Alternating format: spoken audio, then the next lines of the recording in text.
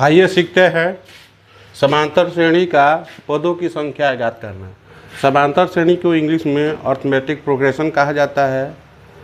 पदों की संख्या को नंबर ऑफ टर्म्स कहा जाता है। पदों की संख्या को नंबर ऑफ टर्म्स कहा जाता है।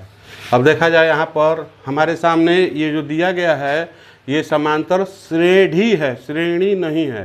श्रेणी जब कॉमा लग के आता है तो बोला जाता है, क्या बोला जाता है? श्रेणी बोला जाता है, श्रेणी। देखिए ध्यान से, अगर इसी में प्लस लगा के आता और डैश डैश कर देते तो उसको श्रेणी बोला जाता है। अब इस प्रकार के सवाल को पहले हम लोग बनाना सीखे और इसको जैसे ही बनाना सीखेंगे तो इसके एक्सरसाइज 5.1, 5.2, 5.3 बहुत ही इंपॉर्टेंट है। इसको 11th में पढ़ना है।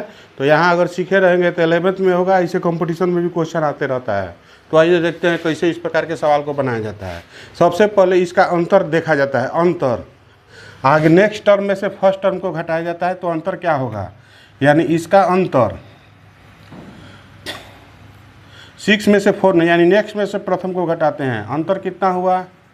2 हो गया। इसका अंतर कितना हुआ देख रहे हैं? नेक्स्ट में से इसके फर्स्ट वाले को अंतर 2 हो गया। नेक्स्ट वाले में से उसके जस्ट फर्स्ट वाले को टी हो गया। यानी सभी का अंतर देखिए क्या होता है, अंतर दोनों सबका समान है। जब अंतर सबका समान होता है तो ये श्रेणी कौन सी में है? एपी में है। जब श्रेणी के पदों का अंतर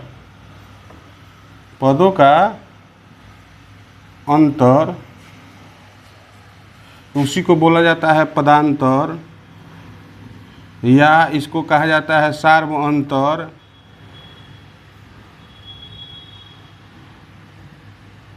कौन सी है? समान हो। जब श्रेणी के पदों का अंतर समान हो तो इस प्रकार के श्रेणी को समांतर श्रेणी कहते हैं। क्या कहते हैं? समांतर श्रेणी कहते हैं। बात समझ में आ गया? यानी ये पहला समझना होता है कि ये जो श्रेणी दिया गया है श्रेणी, ये समांतर श्रेणी है कि नहीं, एपी में है कि नहीं, अर्थमेटिक प्रोग्रेशन में है कि नहीं है। तो यह अंतर है तो है। अब यहाँ देखिए कैसे हम सवाल को बनाते हैं। यानी प्रथम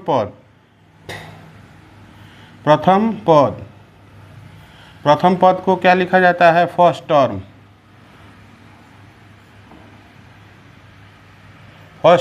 इसको हम लोग सूचित करते हैं किससे? तो ए से। तो ए इक्वल टू क्या है? देखिए जो आगे रहता है वो प्रथम पद होता है, जो आगे होता है उसी को प्रथम पद कहा जाता है। अब देखा जाए उसके बाद क्या होता है? सार्व अंतर, यानी सभी में अंतर क्या है उसी को बोला जाता है सार्व अंतर, यानी इसको बोला जाता है कॉमन डिफरेंस।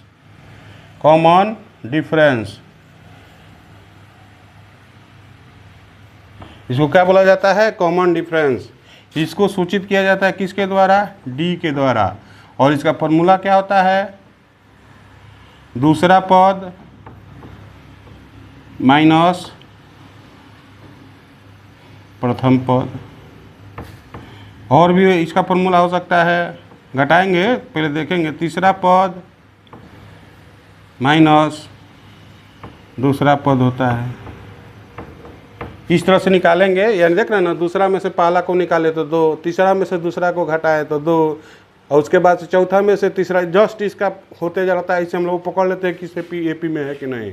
तो यहाँ देखा जाए हम लोग दूसरा पद यानी 6 है। 6 में से 4 घटाएंगे तो कितना आ जाएगा? आ गया। अर्थात डी बराबर कितना हो गया? यानी सार्व अंतर इक्वल टू कितना हो गया? यानी डी इक्वल टू यानी सार्व 2 आ गया। अब आगे हम देखते हैं। इसमें ध्यान से देखा जाए, यहाँ पर किसी तरह का कोई चर्चा नहीं किया है। वाह पद ये सब कुछ नहीं लिखा है। जब कुछ नहीं लिखा रहता है ना, इसके आगे सिर्फ अंक अगर दिखाई दे तो इसको समझा जाता है टीएन। क्या इसको समझा जाता है? टीएन का मतलब क्या होता है? nth टर्म भी कहा जाता है इसको, या इसको अंतिम पद कहा जाता है। क्या बोला जाता है? अंतिम पद। यानी जब भी इसके यानी अंक दिया रहे और वहाँ कोई चीज़ का चर्चा ना हो, यानी कुछ आगे लिखा ना हो लास्ट में इस तरह से, तो इसको TN समझा जाता है। समझे कि नहीं? यह अब अगर समझेंगे तबे 5.2 एक्सरसाइज बनेगा, नहीं तो नहीं बनेगा। तो इसको पहले समझना है। TN माने कुछ भी ना इसके आगे हो तो इसको समझा जाता है TN, यानी लास्ट टर्म, या इसको nth टर्म भी कहा जाता है। अब चलिए, यानी हम कहने का मतलब है कि यहाँ देखा जाए तो अंतिम पद यानी इसको बोला जाता है लास्ट टर्म, जिसको हम लोग TN से सूचित करते हैं। यानी TN इक्वल टू क्या दिया है? तो 20 दिया है। अब इसमें 4 बातें होता है। 4 बातें कौन कौन होता है? तो 4 बातें देखिए, A होता है प्रथम पद, D होता है सार्वंतर, D होता है सार्वंतर, N होता है पदों की संख्या, TN होता है अंतिम पद। इसमें से कोई 4 दिया रहेगा, 4 में से कोई 3 को दिया रहेगा तो चौथा हम लोग निकाल सकते हैं। A इक्वल टू प्रथम पद, D इक्वल टू सार्वंतर, N इक्वल टू पदों की संख्या, TN इक्वल टू अंतिम पद। तो हम लोग को निकालना क्या है? हमको निकालना है यहाँ पदों की संख्या। क्या निकालना है?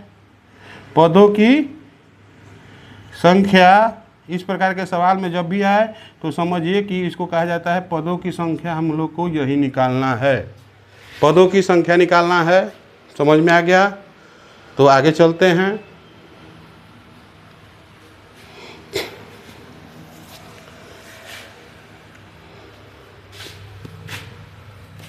यानी हमको मिल गया कितना? A इक्वल टू 4 और D इक्वल टू कितना हो गया? तो D equal to 2, N equal to निकालना है और TN इक्वल टू कितना हो गया?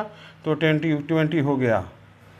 अब हम लोग आगे देखते हैं आगे कैसे बनाया जाए। तो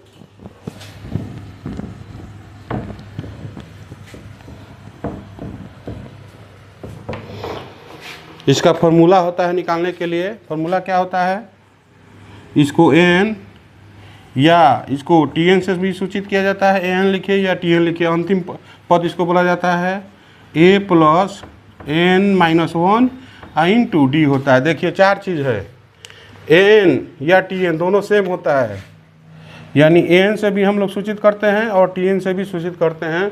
तो देखिए N या TN दोनों क्या होता है? सेम होता है। इस फॉर्मूला पर हम लोग डाला जाए तो TN का मान अभी बताया कि जब कुछ भी नहीं होता है तो 20 होता है, तो TN का मान 20 हो गया। A इक्वल टू प्रथम पद होता है यानी फर्स्ट टर्म 4 हो गया, प्लस हमको निकालना है यही, देख रहे हैं ना, ये पदों की संख्या हुआ, इसी को निकालना है। तो N-1 और D का मान, यानी दोनों सार्वंतर कितना है? D का मान 2 अभी बताएं। Second term minus first term, यानी दूसरे पद में से पहले पद को घटाते हैं तो अंतर आया हुआ है, यानी 20 हो गया। ये कितना 4 हुआ, 2 से इसमें मल्टीप्लाई किया जाए तो 2N-2 हो जाएगा, ये 20 हो गया। और 4 में से 2 घटाएंगे तो कितना हो जाएगा? 2, देख रहे हैं ना, प्लस 2N हो गया 20। इस 2 को पहले इधर ला के चला जाए और क्या हुआ? तो 2N हो गया। इसमें से घटेगा तो कितना हो जाएगा? 18 इक्वल टू का हो जाएगा 2N हो गया। पूरा को हम बराबर को बताए थे कि जब भी बराबर आता है तो इसको इधर उसको उधर लिखेंगे तो चिन्ह में कोई बदलाव नहीं हो गया। तो 2N इक्वल टू क्या हो गया? 18 हो गया। N इक्वल टू क्या होता है?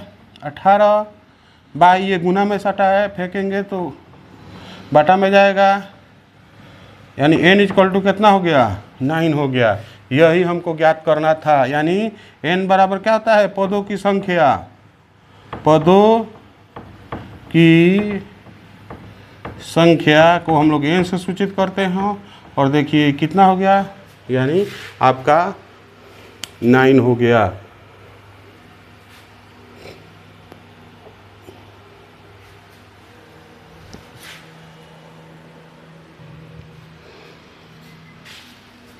किसी तरह का कोई दिक्कत नहीं, आप समझ लिए ना, देख रहे ना। यानी N का मान निकाला जाता है, यानी हमको 2 चीज़ सीखना है इसमें। ये आपका हो गया कौन से? TN हो गया, यानी लास्ट टर्म दिया रहेगा। अब जो है इसके बाद Nवां पद दे देगा, कहेगा कि ज्ञात कीजिए।